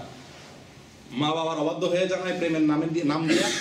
আরে ভাই, প্রেমের যত সিনেমা নাটক আমিও তো বহুত দেখছি ছোটবেলায়, যখন মাদ্রাসা পড়তাম পুরা গ্রামে একটা টেলিভিশন ছিল সাদা কালো, তো যাই নাটক দেখতাম, শুক্রবারে সিনেমা দেখতে যেতাম। যতই বকাঝকা পিড়াপুড়ি দিত, ছোট মানুষ তখন মধ্যে শরীয়তের বিধান তো নিজের উপর আসেও না, বুঝিও না, যাইতাম তো। এই সিনেমা এবং নাটকে একটা বুলি, কমন বুলি, না যারা উপন্যাস পড়ছি আমরা সবাই জানি, উপন্যাস ইত্যাদিতে কমন বুলি আছে, এটা হলো প্রেমকে জয় করতে হবে না? যত গান টান শোনা যায় সব প্রেম সম্বন্ধ গান, সবগুলোর ভিতরে হলো কি যে ভালোবাসা জয় করতে হবে, প্রেম জয় করতে হবে। অর্থাৎ মা রাজি হন না, বাপ রাজি না, সমাজ রাজি না, আল্লাহ রসুল না খোশ, আখেরাত ধ্বংস হবে, কোরআন হাদিস নিষেধ করে, সব জল্লায় যাক। আমার প্রেমকে কি করতে হবে? জয় করতে হবে। জীবন বাজি রেখা জয় করতে হবে। এই যে দু একটা গানের কলি বলেন না, যেগুলোতে জীবন দেওয়ার জন্য উৎসাহ দেয়, প্রেমের জন্য। মরতে হলে মরবো আমি, এরকম অনেক গান আছে না? তবুও ভালোবাসবো, এরকম অনেক কথা আছে না? এই সমস্ত গানের মাধ্যমে উৎসাহ দেয়। কি উৎসাহ দেয়? মানুষকে প্রেমের জন্য জীবন দিতে। পরে আত্মহত্যা করে প্রেমের জন্য, ঠিকই করে কি করে না? প্রেমের জন্য সবকিছু ত্যাগ করতে হবে। মা বাপরে ত্যাগ করে দেয়, করে কি করে না? সমাজকে ত্যাগ করে দেয়, আল্লাহ রাসূলের হুকুমকে ত্যাগ করে দেয়। প্রিয় দিনী ভাইরা, এইভাবে একটা মানুষ আস্তে আস্তে আস্তে আস্তে আত্মহত্যা পর্যন্ত, 6 নম্বর ক্ষতি হলো আত্মহত্যা পর্যন্ত মানুষ করতে বাধ্য হয় বা ওই পথে চলে যায়। এই সবগুলো হলো ভ্যালেন্টাইন ডের অপসংস্কৃতির প্রভাব। আল্লাহ তাআলা আমাদের সকলকে হেফাজত রাখেন। আগামীকালকে এই দিবস উপলক্ষে আমাদের করণীয় কি? 1 নম্বর, এই দিবসকে আমরা সবাই ঘৃণা করব, এই দিবসকে আমরা সবাই বর্জন করব। এটা এনসাইক্লোপিডিয়া ব্রিটানিকার ইতিহাস অনুযায়ী এটা খ্রিস্টানদের ধর্মীয় দিবস, কোনো মুসলমান এটা পালন করতে পারে না। আর ভালোবাসা উইকিপিডিয়া এবং অন্যান্য তথ্যের আলোকে এটা হলো একটা লম্পট চরিত্রহীন এক যুবকের ফাঁসির দিবস। সেই যুবকের অনুসরণ করে আমরা কেউ ভালোবাসা জীবন করতে পারি না। আমরা অনেকে করি কি, এই সৌদি আরবও আছে আমি জানি, অনেকে ভ্যালেন্টাইন ডে দিবসে মনে করে ভালোবাসা দিবস, তো আমি এই দিনে অন্য মেয়ের সাথে সম্পর্ক করবো না, ঠিক আছে, আমার ওয়াইফকে আমি কি করব? বিশেষ ভালোবাসা দেব, মোবাইলে আই লাভ ইউ বলবো, ভালোবাসা জাহির করবো এই দিবসে। এই দিবসটাকে প্রত্যাখ্যান করতে হবে। আপনি বিবিকে ভালোবাসার জন্য কোনো দিন আছে নাকি? আবার ভালোবাসার কোনো দিন থাকে নাকি? আমাদের ভালোবাসবো, কিন্তু এই দিন ভালোবাসবেন না বিশেষ করে। বুঝে আসছে কথা? কারণ এটা ভালোবাসা মানে হলো খ্রিস্টানের ওই লম্পটটাকে স্বীকৃতি দেওয়া, তার অনুসরণ করা। কথা বুঝে আসছে? অতএব আমরা এটা করব না। নাম্বার 2, অনেকে এই সমস্ত সস্তা ভালোবাসা, এগুলো তো কোনো ভালোবাসা না, ফাজলামি। ভাই, পৃথিবীর সবচাইতে ঘনিষ্ঠ ভালোবাসা মানুষের মধ্যে কোন সব ভালোবাসাটা থাকে বলেন তো? মায়ের সাথে সন্তানের ভালোবাসা। এর চাইতে বড় ভালোবাসা পৃথিবীতে আছে? আছে? এর চাইতে পিওর কোনো ভালোবাসা আছে পৃথিবীতে? মায়ের সাথে সন্তানের যে ভালোবাসা, এই ভালোবাসা কোনো দিবস আছে? আজ পর্যন্ত পৃথিবীর কেউ মা দিবস বাইরে ঠিক আছে, কিন্তু মায়ের প্রতি ভালোবাসা দিবস বাইর করছে? আচ্ছা, এই কালকের দিনটাকে ভ্যালেন্টাইন ডে যারা ভালোবাসা দিবস বলে, আমি যদি তাদের কাছে প্রশ্ন করি, এই দিবসটা যদি ভালোবাসা হয়, তাহলে ভালোবাসার সর্বোচ্চ মাত্রা, সবচেয়ে হাই ডিগ্রি ভালোবাসা থাকে সন্তানের সঙ্গে মায়ের, ছেলে মেয়ের সঙ্গে মায়ের সম্পর্কটা সবচাইতে ভালোবাসা, সবচেয়ে ঘনিষ্ঠ ভালোবাসা থাকে। যদি ভালোবাসা দিবস হয়, তাহলে গার্লফ্রেন্ড খুঁজে কেন, মারে না খোঁজার কথা নাকি? যে আজকে যেহেতু ভালোবাসা দিবস, ও মা তোমারে ভালোবাসি, মা বলবে বাবা তোরে ভালোবাসি। ভালোবাসার আসল ভালোবাসা তো মার সাথে সন্তানের হয়, আসল মহব্বত, আসল প্রেম সন্তানের সঙ্গে মায়ের হয়। তাহলে সেটা না হওয়া দরকার, সেটা না হয়ে গার্লফ্রেন্ডের দিকে যায় কেন? বোঝা গেল এটা ভালোবাসা, এটা কুমতলবী ভালোবাসা। এটা মেয়েকে প্রতারিত করবে ছেলে, ছেলেকে প্রতারিত করবে মেয়ে, এটা বাপের অবাধ্য করে দিবে, এটা সমাজের অবাধ্য করে দিবে, এটা মানুষকে অসৎ চরিত্রবান করবে, এটা মানুষকে আল্লাহর হুকুম থেকে সরাবে, এটা মানুষকে আত্মহত্যার পথে নিয়ে যাবে, এটা মানুষের গোটা জীবনকে। আমরা কি করবো এই দিবস উপলক্ষে? এক, নিজের স্ত্রীকেও এই দিন উপলক্ষে ভালোবাসা বা ওই বিশেষ সারপ্রাইজ দেওয়া, এগুলা করা। নাম্বার 2, এখন অনেকেই ফেসবুক ব্যবহার করেন, ঠিক না? ফেসবুকে এই জাতীয় কোনো পোস্ট আসলে সেখানে লাইক, কমেন্ট, শেয়ার করা যাবে না। কথা বোঝা যাচ্ছে? এগুলা করা মানে হলো এই দিবসটাকে কি করা, প্রচলন দেওয়াতে সহযোগিতা করা। এগুলাতে টাচই করা যাবে না, কমেন্টও করবেন না। আচ্ছা, 3 নম্বর, এই ভ্যালেন্টাইন ডের বিরুদ্ধে যে সমস্ত পোস্ট ফেসবুকে পান আপনারা, সেগুলাতে লাইক, কমেন্ট এবং শেয়ার করে ওগুলার প্রচার করবেন, যাতে করে মানুষ কি হতে পারে, সচেতন হতে পারে। 4 নম্বর করণীয় আমাদের, আমরা নিজেরা যাদের অভিভাবক, আলা কুল্লুকুম রাইন ওয়া কুল্লুকুম মাসউলুন আন রাইয়াতিহি, আমরা যাদের অভিভাবক, আমাদের অধীনস্থ যারা, আমার ছোট বোন, ছোট ভাই, অথবা শালা, শেলিকা, অথবা ছেলে, মেয়ে, যারা আমাদের অধীনস্থ, এরকম লোকদের ব্যাপারে আমরা সাবধান থাকবো যে ভ্যালেন্টাইন ডে নাম দিয়ে যেন তারা কেউ বিপথে যাওয়ার কোনো সুযোগ। কথা বুঝে আসছে? পরিবারে বরং তাদেরকেও সচেতন করার চেষ্টা করবো। আল্লাহ তাআলা আমাদের সকলকে এই দিবসের সমস্ত ক্ষতিগুলো থেকে বেঁচে থাকার তৌফিক দান করেন। আল্লাহ তাআলা আমাদের সকলকে সেই যুবক হওয়ার তৌফিক দান করেন যে যুবককে আল্লাহ তাআলা আরশের নিচে ছায়া দিবেন। আল্লাহ তাআলা আমাদের সকলকে পরিচ্ছন্ন পবিত্র যৌবন দান করেন। আল্লাহ তাআলা আমাদের যৌবনটাকে সমস্ত গুনাহ থেকে হেফাজতে রাখার তৌফিক দান করেন। আল্লাহ তাআলা আমাদের সকলকে সেই সার্থক ঈমানদার হওয়ার তৌফিক দান করেন যারা তাদের লজ্জাস্থানকে শুধু 2টি অনুমোদিত ক্ষেত্রেই ব্যবহার করবে, আর তাও করবে না। সেই তৌফিক আল্লাহ তাআলা আমাদেরকে দান করেন। আল্লাহ সুবহানাহু ওয়া তাআলা ভ্যালেন্টাইন ডে এই অপসংস্কৃতির ছোবল থেকে আমাদের দেশকে, আমাদের সমাজকে আল্লাহ তাআলা হেফাজত করেন। আমাদের সমাজের যুবক যুবতীরা বিপদগামী হয়ে যাচ্ছে, মাতাপিতার অবাধ্য হয়ে যাচ্ছে, সমাজে অশান্তি সৃষ্টি হচ্ছে, আত্মহত্যার প্রবণতা বাড়ছে, মানুষের জীবন জাহান্নাম হয়ে যাচ্ছে, অশান্তি চলে যাচ্ছে। এই যে ভ্যালেন্টাইন ডে তথাকথিত ভালোবাসা প্রেমের নামে, আল্লাহ তাআলা এগুলো থেকে আমাদের সকলকে, আমাদের গোটা সমাজকে আল্লাহ তাআলা হেফাজত করেন। আমিন। জাযাকুমুল্লাহ ওয়া আখিরু দাওয়ানা আলহামদুলিল্লাহ রাব্বিল আলামিন। কোনো প্রশ্ন থাকলে করতে পারেন। জি, টিভি সম্পর্কে বলতে চাইছিলাম, মনে করেন আজকে আমার 12-13 বছর ছিল, সৌদি আরবের বয়স, রুমের মধ্যে তারা আমার একা একটা রুম দিবে না কোম্পানি, কারণবশতই 2-4 জন দিয়ে একটা রুম দেয়। আমি মনে করি 13 বছর যাবত কোনো টিভি কিনি নাই, আরো 5 জন আছে, ওরা তো টিভি কিনবো, দেখবো, তাই না? এখন আমি তো মানা করতে পারবো না। জি জি, আমার মতে আমি থাকতে হবে, আমার জান বাঁচা আমার থাকতে হবে। এর ভিতরে মনে করেন নিউজ দেখা কি জায়েজ না না জায়েজ? দেখেন, নিউজ দেখতে গিয়ে তো চোখের গুনাহ হয়, কারণ নিউজ সবসময় পুরুষে পড়ে না, মেয়েরাও পড়ে, তো ওই মেয়েরা দেখা তো জায়েজ নাই। নিউজ শোনা জায়েজ, তবে সবসময় দেখা জায়েজ নাই। শোনা জায়েজ আছে যদি আপনি ফিতনা থেকে বাঁচতে পারেন। অনেক সময় শোনাও উচিত নয়, কারণ শুনতে গেলেও ওই মিষ্টি ভাষা শুনলে মনের ভিতরে কি আসে, শয়তানি চিন্তা আসে। আর দেখা যদি মেয়েরা পড়ে এবং তার মধ্যে অ্যাডভার্টাইজ থাকে, অ্যাডভার্টাইজের ভিতরে কোনো মেয়ের দৃশ্য থাকে, তাহলে ওটা দেখা যায় না। এক কথায় ভাই, টিভি দেখার ভিতরে খাতরা। আপনি যদি ওই পুরুষ নিউজ পড়বে, ওইটা আমি দেখবো, ওইটা বাইসে বাইসে আপনাকে বলে আসবে নাকি? হঠাৎ করে কি আয়সা পড়বে আপনার চোখের সামনে, দেখা লাহলা বলে ট্রাই করবেন। হুজুর মানুষ এতগুলো দাঁড়িয়ে নিয়ে ওটার দিক তাকাবেন, পরে দেখা আসমকে আপনার জিনিস আসবে, আসবে হা হা লাহলা লাহলা লাহলা পড়ে দিল, আপনি দেখা তো হয়ে গেছে। এই জন্য বেঁচে থাকা উত্তম। নিউজ শোনা যায়, ভাই আজকের কি নিউজ বলতো দেখি, অথবা আমি দেখলাম না, নিজে দিকে তাকে শুনলাম, এটা তো করা যায়। আর যেহেতু যৌথ রুমে আছেন, চেষ্টা করবেন সবাইকে বুঝাই নিয়ে এটা থেকে বিরত রাখার জন্য। এটার জন্য প্ল্যান করবেন। যদি সেটা সম্ভব না হয় কোনোভাবে রুম চেঞ্জ করার চেষ্টা করবেন। সেটাতেও যদি কোনো সম্ভব না হয় তাহলে অন্তত নিজে না দেখার চেষ্টা করবেন। এই চেষ্টাটুকু করলে আল্লাহ তাআলা মাফ করবেন, এর ভিতরে বলতে ইনশাআল্লাহ। আরেকটা প্রশ্ন আমার, যে মা বাবার চেয়ে কি ছেলে মেয়েকে বেশি ভালোবাসবো নাকি মা বাবাকে ছেলে মেয়ের থেকে বেশি ভালোবাসবো? হ্যাঁ, মানে মা বাবাকে বলে বাসবো নাকি ছেলে মেয়েকে বেশি ভালোবাসবো, প্রশ্নই ওঠে না। মা বাবাকে সবচেয়ে বেশি ভালোবাসতে হবে।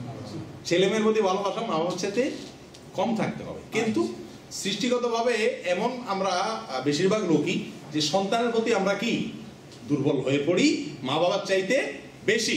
এটা উচিত নয়।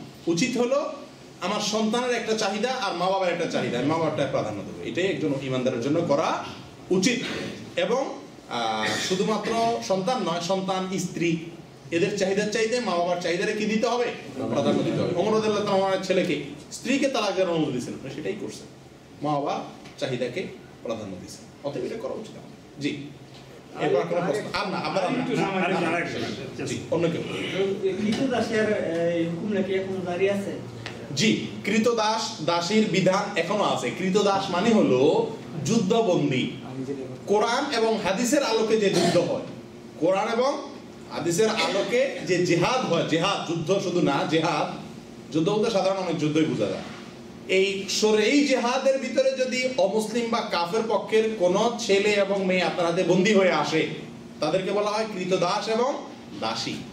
ওই পুরুষ যারা থাকে তারা দাস হয়, আর মেয়ে যারা থাকে তারা দাসী হয়। পুরুষ যারা থাকে তারা আপনার মানে অধীনস্থ গোলাম। তারা আপনার আমাদের দেশে ওই এখানে সৌদি আরবে কফিল সিস্টেমের মতো, আপনি তার কফিল।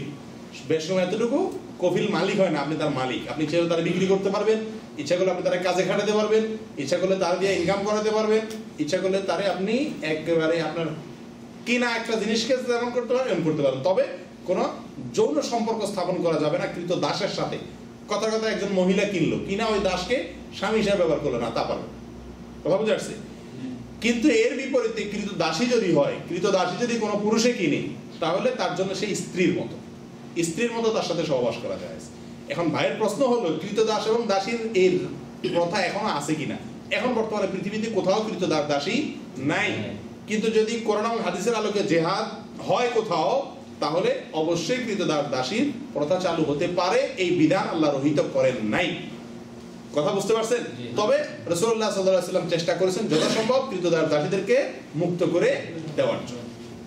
এটা রাখার চাইতে মুক্ত করার প্রতি উনি বেশি দিয়েছেন, উৎসাহ দিয়ে দিয়েছেন। কিন্তু বিধানটা এখনো রহিত হয়ে যায় নাই, পৃথিবীতে কোথাও নাই। কিন্তু কখনো চালু হলেও কি জিহাদ চালু হলে এটা হতে পারে। জি, আর কোনো প্রশ্ন? আমরা যে বেতরের 3 রাকাত নামাজ পড়ি, জি, এই 3 রাকাত নিয়মটা কি, পদ্ধতিটা কিভাবে? বিতরের নামাজের কয়েকটা পদ্ধতি আছে। আমরা এসার পরে যে বিতরের সালাত আদায় করি, বিতর শব্দের অর্থ বেজোড়। বিতরণ মানে কি? বেজোড়, মানে যে নামাজটা বেজোড় থাকে। তো বেজোড় নামাজ তো মাগরিবের নামাজও আছে। যেটা হাদিসে আছে, মাগরিবের নামাজ থেকে এটাকে তোমরা ভিন্ন করি, অর্থাৎ মাগরিব আর এটা যেন এক না হয়ে যায়। যাতে এক না হয়ে যায় সেজন্য একটা পদ্ধতি হলো দ্বিতীয় রাকাতে না বসা উঠে যাওয়া, অর্থাৎ একসাথে 3 নম্বর রাকাতে কি করা? বৈঠক করা। এটা একটা পদ্ধতি। আরেকটা পদ্ধতি হলো দ্বিতীয় রাকাতে বসে সালাম ফিরে তারপর দাঁড়া আরেক রাকাত পড়া। এটা আব্দুল্লাহ ইবনে ওমর রাদিয়াল্লাহু থেকে বর্ণিত, সহিহ বুখারীতে আছে। রাসূল সাল্লাল্লাহু আলাইহি ওয়াসাল্লাম বিতর এভাবে করছেন বলে উনি বর্ণনা করছেন। আর আমাদের দেশে যেভাবে পড়ে, দ্বিতীয় রাকাতে সালাম টালাম ফিরে না, উঠে বসে আত্তাহিয়াত পড়ে দাঁড়ায় এরপর আরেক রাকাত পড়া হয়। ওই পদ্ধতিও কোনো কোনো হাদিসে আছে, কিন্তু সহিহ বুখারীর হাদিস এবং সহিহ হাদিসগুলো হলো এই প্রথম দুই পদ্ধতি বললাম এটা। কথা বুঝে আসছে? 3 রাকাত একবার, জি, 2 রাকাত পড়ে সালাম ফিরে তারপর দাঁড়া আরেক রাকাত পড়া, এটা একটা পদ্ধতি। আর দ্বিতীয় রাকাতে বৈঠক না করে দাঁড়ায়া পড়া, এটা আরেকটা পদ্ধতি।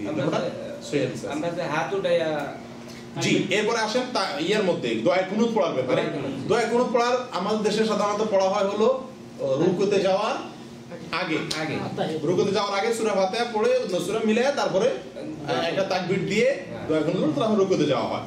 হাদিসে আছে, কিন্তু ওইটার চাইতে আমি যেটা বললাম সহিহ বুখারীর হাদিস এবং অন্যান্য হাদিসগুলোতে সহিহ হাদিস দ্বারা যেটা প্রমাণ হয়, যেটা আমাদের বেশি অনুসরণ করা হচ্ছে, সেটা হলো কি রুকু থেকে উঠে তারপরে দোয়া কুনুত পড়া। এটা হলো বুখারী সহ অন্যান্য সহিহ হাদিসের কিতাবের বিবরণ, এবং এইভাবে করা উচিত। জি হুজুর, আমি তো শুনছিলাম এনটিভিতে হুজুর সাইফুল্লাহ হুজুরে বলছিল যে 1 রাকাত পড়াও চলে। হ্যাঁ, আমরা তো আগেই বলছি বিতি শব্দের অর্থ কি? বেজোড়। 1, 3, 5 এমনকি 7 এইগুলোও কি বিতির পড়া যাবে, সর্বনিম্ন 1ও পড়া যাবে, তবে রাসূলুল্লাহ সাল্লাল্লাহু আলাইহি ওয়াসাল্লাম বেশিরভাগ 3 পড়েছেন। জি, পাগড়ি সম্বন্ধে যে আমাদের দেশে পাগড়ি করে এবং সুদানিও কিছু লোকের পাগড়ি পরে থাকে, পাকিস্তানি কিছু লোকে পাগড়ি পরে। আমাদের দেশে এই পাগড়ি লিয়ে অনেক সময় অনেক জায়গা কথারও কাটাকাটি হয়, অনেক সময় মারামারি হয়ে যায়। যেহেতু আমি সামার ছুটি কাটিয়ে আসছি বাংলাদেশে, যে আমি এরকম জায়গা অনেক মসজিদ দেখছি এই পাগড়ি নিয়ে মারামারি হয়। পাগড়ির সম্বন্ধে কি মারামারি হয় বুঝলাম না। এই যে পাগড়ি নিয়ে যেমন মনে করেন একজন পাগড়ি পরে আরেকজন পরে না, না এটা নিয়ে মারামারি হওয়ার তো আমার জানা নেই, মারামারি কেন হবে? এটার বিধানটা কি? জি, বিধান আপনি জানেন, কিন্তু মারামারি আর কথা না তো এটা নিয়ে। যাই হোক, আমাদের দেশে মারামারি কোনো ইস্যু ছাড়াও মারামারি হয়। যাই হোক, জি, পাগড়ি টুপির উপরে একটা কাপড় দিয়ে পাগড়ি পরার কথা হাদিসে আছে। রাসূলুল্লাহ আকরাম সাল্লাল্লাহু আলাইহি ওয়াসাল্লাম এবং অন্যান্য সাহাবীদের থেকে পাগড়ির কথা বর্ণনা আছে, তবে তার বিশেষ কোনো সংখ্যা, বিশেষ কোনো ওই এত হাত এত কালার, এটা এরকম কিছু না। এই যে আমরা ইয়ের উপরে টুপির উপরে পড়লাম, এটাও পাগড়ি, এটাও কি পাগড়ি, এটাও এক ধরনের পাগড়ি। তো টুপির উপরে আরেকটা কাপড় দিয়ে পরে এটাই পাগড়ি। এখন এটাকে কেউ বিভিন্ন কালার পাল্টাতে পারে, কেউ সবুজ কালার পরলে, কেউ সাদা পরলে অসুবিধা নেই, কিন্তু শরীরের দৃষ্টিকোণ থেকে কোনো কালার, কোনো হাত বিশেষভাবে আছে। কিছু জয়ীফ হাদিস আছে, ফালতু অনেকগুলো জয়ীফ হাদিস আছে। অনেকে মনে করেন আমাদের দেশে অনেক মসজিদে আপনার পাগড়ি রাখা আছে, নামাজের আগ দিয়ে ইমাম সাহেব পাগড়ি পেঁচান, এবং মনে করে একটা জয়ীফ হাদিস আছে এক্ষেত্রে যে যদি কেউ যদি পাগড়ি পরে নামাজ পড়ে তাহলে 70 গুণ বেশি সওয়াব হবে। হাদিসটা সহিহ না, জয়ীফ। তো এই জয়ীফ হাদিসে যদি কেউ মারামারি করে সে জানা না, এটা আসলে শুদ্ধই না, হাদিসটার সঠিক সূত্রে বর্ণিতই না। নামাজের সঙ্গে পাগড়ির কোনো সম্পর্ক নাই। রাসূলুল্লাহ আকরাম সাল্লাল্লাহু আলাইহি ওয়াসাল্লাম টুপি পরতেন, টুপির উপরে পাগড়ি পরতেন, আবার কখনো শুধু টুপি পরতেন, আবার কখনো টুপি পরতেন না, তবে বিশেষ সময় টুপি পরতেন। তাহলে পাগড়ির প্রমাণ আছে, কিন্তু এটা নামাজে পড়লে সব বেশি হবে এই কথা ফালতু, এটা সহিহ হাদিস দ্বারা প্রমাণিত নয়। এবং আপনার এই হাত কালার এগুলো নিয়ে মারামারি গন্ডগোল ফাসাদ এগুলো সহিহ হাদিস দ্বারা প্রমাণিত। জি, শেষ। দাঁড়াদের এখন না সবাই দাঁড়াই পাঁচ ওয়াক্ত নামাজের মধ্যে আমরা প্রায় মানুষ মসজিদে জামাতের সাথে নামাজ আদায় করি, বাকি 4 ওয়াক্ত নামাজ আমরা কিন্তু জামাতের সাথে আদায় করার পারি না, কারণ আমরা তো শিয়া এলাকায় কাজ করি, সব জায়গায় মসজিদ নেই, সুন্নি মসজিদ। তো কোনো টাইমে দেখা গেছে শরীর নাপাক থাকে, কিন্তু নামাজের টাইম হয়ে গেছে, নামাজটা কি করা যাবে? শরীর নাফাক হঠাৎ এটা হতে পারে। হ্যাঁ, হঠাৎ কি প্রস্রাব। হ্যাঁ, এক নম্বর কথা হলো শরীর যদি নাপাক হয়, তো নাপাক হয়েছে তখন তো আপনি টের পাইলেন যে নাপাক হইলো, তাহলে এটা পানি সৌদি আরব সব জায়গায় পাওয়া যায়, পানি দিয়ে ধুয়ে ফেলবেন, ওই জায়গাটা ধুয়ে ফেললে হবে, গোসল করা জরুরি না। কাপড়ে লাগলে, যদি কোনো কাপড়ে লাগছে সিট আমি দেখলাম, তাহলে কাপড়ের ওই জায়গাটা আমি শুধু ধুয়ে ফেললে কি পাক হয়ে গেল। নাপাক যদি হয়, এটা পাক করার পদ্ধতি তো আছে, ওই পদ্ধতিতে আমি পাক করব। যদি এমন হয় যে নাপাক হয়েছে জায়গা, কিন্তু আমার পানি 1 মাইলের ভিতরে কোনো পানি নাই, পানি কিনেও পাওয়া যাচ্ছে না, ফ্রি তো নাই, কোথাও পানি নেই, এরকম যদি অবস্থা হয়, তাহলে যে অবস্থা আছে সে অবস্থায় আপনি নামাজ পড়বেন। তবে নামাজ পড়ার জন্য একজন ইমানদারের জন্য, পুরুষের জন্য সতর ঢাকার জন্য যেটুকু কাপড় দরকার ওইটুকু রেখে বাকিটা খুলে ফেলবেন। কথা এক্সাম্পল স্বরূপ, আপনার গায়ে শার্ট আছে, পাঞ্জাবি আছে, আবার মাথায় রুমাইল আছে, ভিতরে পায়জামা আছে। তো আপনার যদি কথা পায়জামায় আপনার কি নাপাক লাগে, তো পায়জামাটা খুলে ফেলে দেন। জামা বড় থাকলে জামা দিয়ে নামাজ পড়ে ফেলেন। নাভি থেকে হাঁটু পর্যন্ত ঢাকতে পারলে আর 2 কাঁধা ঢাকতে পারলে নামাজ হয়ে যাবে। অতএব যদি কোনো কাপড় নাপাক লাগে সেটা বাদ দিয়ে অন্য কাপড়ে পরেন। 1 নম্বর কথাটা ধুয়ে ফেলেন ওই জায়গাটুকু, তাহলে শেষ। পুরো কাপড় ধোয়া জরুরি না। আমরা অনেকে মনে করি এটা পেশাব লাগছে পুরোটা ধুইতে হবে না, ওইটুকু ধুয়ে ফেলেন। আর যদি ওটা ধুইতে না পারেন তাহলে সেক্ষেত্রে ওটা খুলে ফেলেন, খুলে শুধু সতর ঢাইকা ফরজ আদায় করেন। আর যদি যেটুকু আছে এটুকু খুললে আর সতর থাকে না, এত অল্প কাপড় থাকে, যেমন কথা শার্ট আর প্যান্ট আছে ভিতরে, আর কিছু নেই, এখন প্যান্ট দিয়ে তো আর পুরো সতর ঢাকবে না, তাহলে সেক্ষেত্রে যদি পানির কোনো বিকল্প ব্যবস্থা না থাকে তাহলে ওই অবস্থায় নামাজ পড়া। জি, আমার একটা শুনে আমরা যারা সৌদি আরবে থাকি তারা কি শুধু ওই পাঞ্জাবি, আমাদের দেশে সাধারণত বহুত লোক